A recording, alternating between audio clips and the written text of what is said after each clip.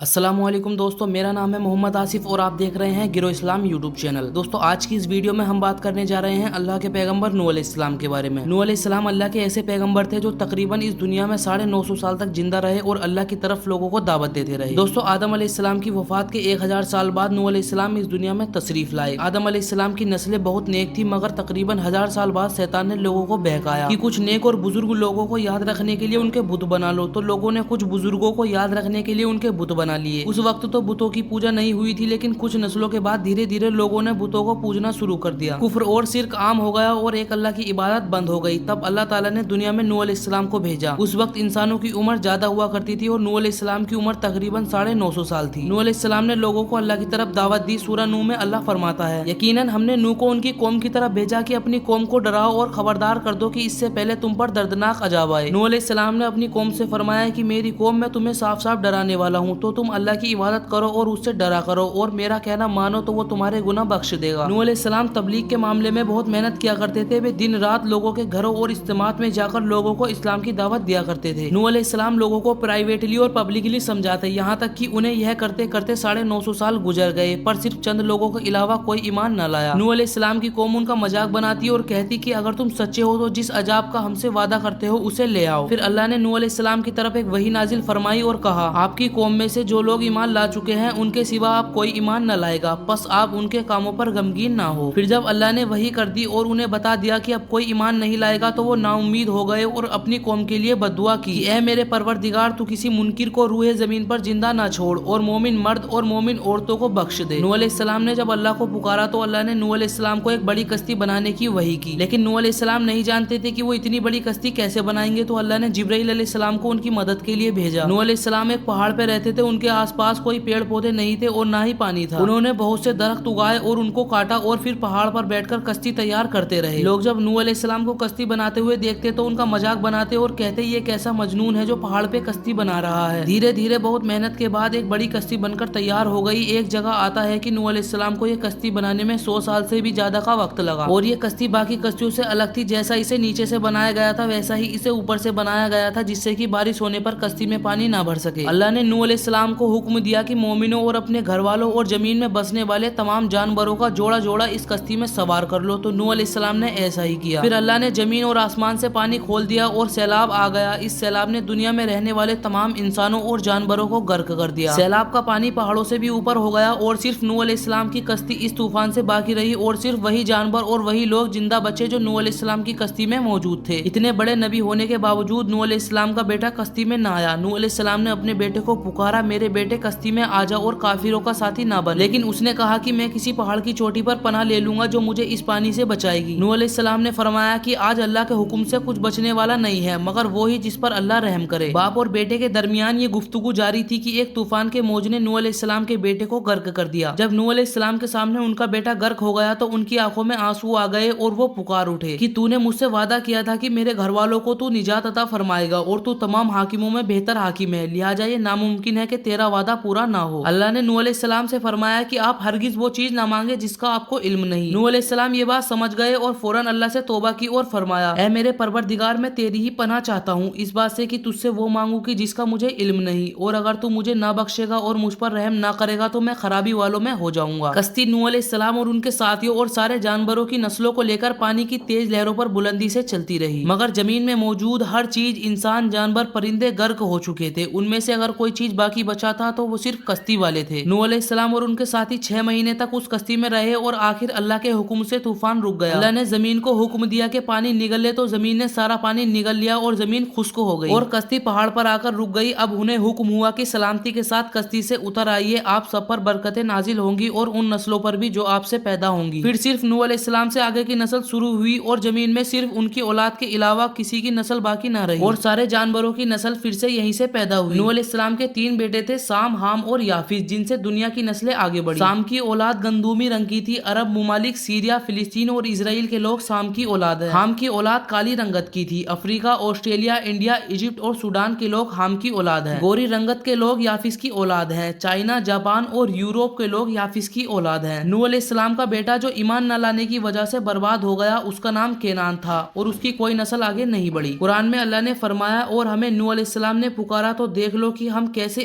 अच्छी दुआओं को कबूल करने वाले हैं। हमने उसे और उसके फर्मा बरदारों को उस जबरदस्त मुसीबत से बचा लिया और उसकी औलादों को हमने बाकी रहने वाली बना दिया। तूफान के बाद नूह अलैहिस्सलाम 350 साल जिंदा रहे, फिर नूह अलैहिस्सलाम फौत हो गए। नूह अलैहिस्सलाम की कश्ती आज भी मौजूद है। वैज्ञानिकों ने तुर्की में इस कश्ती को ढूंढ लिया है। कुरान में अल्लाह ने फरमाया, और बेशक हमने इस वाक़े को निशानी बना के बाकी रखा है, बस है कोई नसीहत हासिल करने वाला। तो दोस्तों ये था नूह अलैहिस्सलाम की जिंदगी का वाक़या। उम्मीद है कि आपको ये वाक़या पसंद आया होगा, और अगर आप हमारे चैनल पर नए हैं तो वीडियो को लाइक करके चैनल को सब्सक्राइब जरूर करें।